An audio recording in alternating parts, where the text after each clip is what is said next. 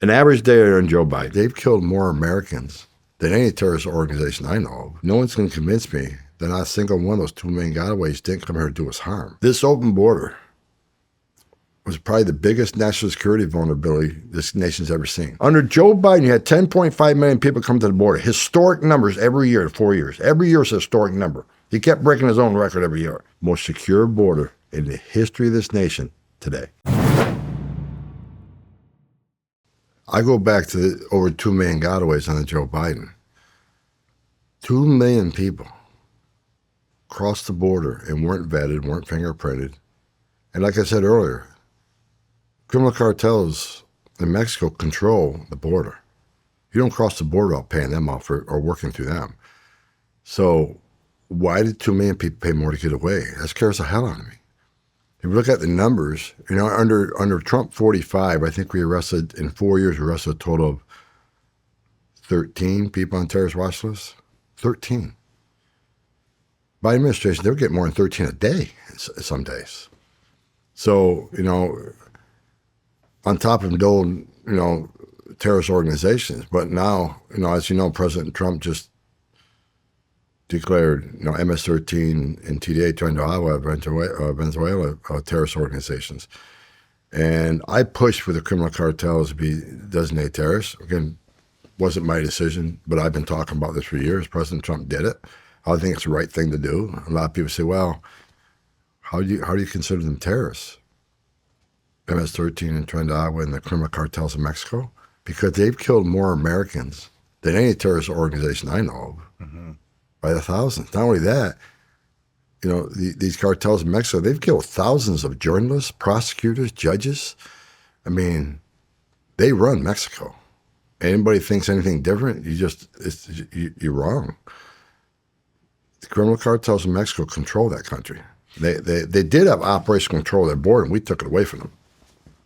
Do you have insight into the motivations that are happening, not just with cartel terrorism, but more traditional terrorism, like stuff coming out of, Al-Qaeda, ISIS, Taliban, all of these different, Al-Shabaab, all these different, I don't know what to call them. We'll just say more traditional type terrorists.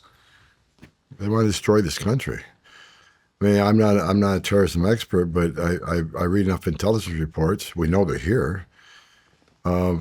I said for a long time, it doesn't matter when, I think it's if. That's my opinion. I think a lot of people agree with me. 2 million gotaways.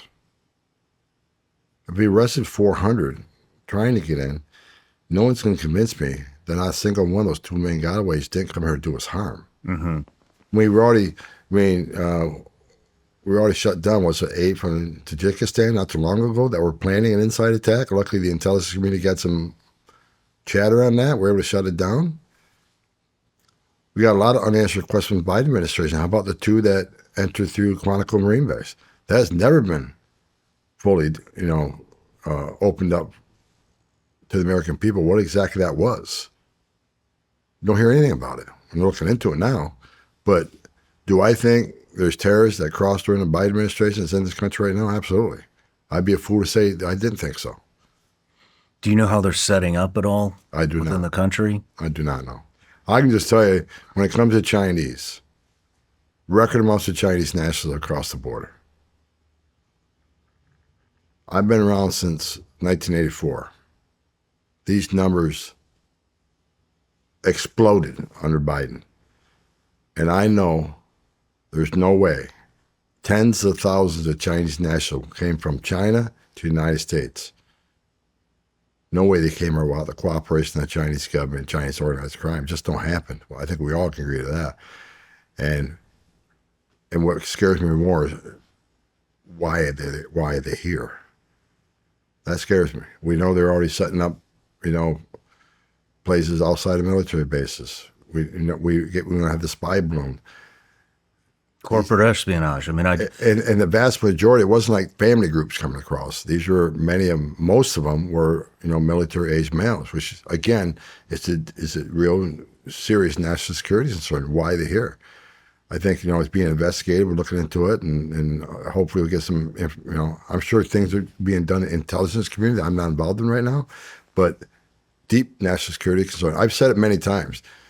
This open border was probably the biggest national security vulnerability this nation's ever seen. Now, the media just a couple weeks ago said, we're deporting less people than Joe Biden. Yeah. Why? Because the border's shut down. The border's secure. A lot of Biden removals, they're counting ICE removals and Border Patrol removals together. You had millions of people coming across every year, right? And they did remove a certain percentage of them. We could remove 100% of people we encounter, and Joe Biden could remove 5% of people we encounter. He's still going to beat us.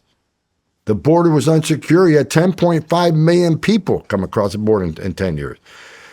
But if you look at ICE arrests, their true deportation number, ICE arrests, 5 million people. we're killing them on ICE deportation. But they won't say that. They fudge the numbers on purpose. It look like we're doing less, and we're not. ICE is arresting and deporting a lot more people.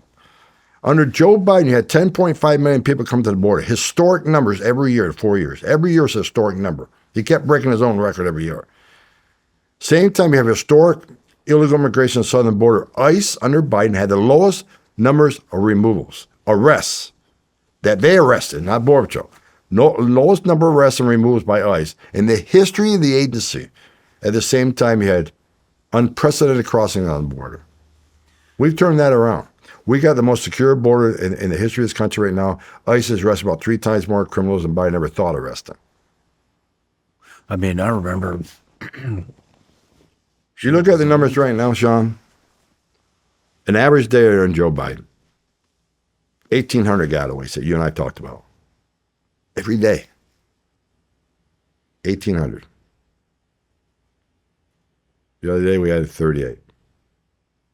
1,800 a day. We had 38 the other day. You look at the numbers, apprehensions a day. 10, 12,000 under Biden many, many times. A few times got to 15. So let's just take 10, 12,000 because there were a lot of those days. That's almost 800,000 a year. Of course, yeah. Under Biden. What was the gotaway number the other day? 41. 41 too many. I'll be happy when it's 0. 1,841. The number that impressed me the most is those they released into the country. So the first 100 days under Trump, 9 people were released from the border under Trump.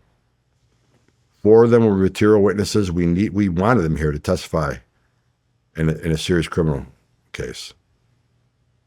4 were extreme medical conditions. We had to take them to a hospital or they're going to die. Extreme medical conditions. We just can't deport somebody in a bad way like this. Can't do it. Talk about being inhumane. And 1 was a discretionary release for humanitarian reasons. So out of those 9 releases, 1 was really discretionary. 9 total. Same time frame under Biden, 100 days, 184,000 people were released into the United States. That's what President Trump has done for this border. Again, most secure border in the history of this nation today. No matter where you're watching Shawn Ryan Show from, if you get anything out of this, please like, comment, subscribe, and most importantly, share this everywhere you possibly can. And if you're feeling extra generous, please leave us a review on Apple and Spotify podcasts.